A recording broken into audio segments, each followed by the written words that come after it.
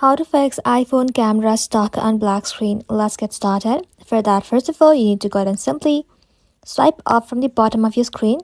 Pause in the middle to open the app switcher. Find camera and then swipe it up to close it. Sometimes restarting the app is enough to fix the issue. Now open the camera again and check if it's working. If the screen is still black, you can simply try switching different camera modes.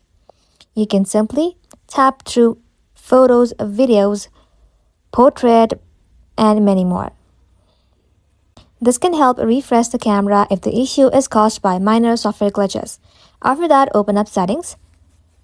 Inside here, simply tap on General, tap on Software Update, and make sure your iPhone is running the latest version of your iOS. Outdated software can sometimes cause camera issues. So, after updating, open the camera app and test again. If the camera is still not working, restart your iPhone. You can simply activate Siri and say start my device and confirm. A simple restart can clear temporary bug and get the camera working again.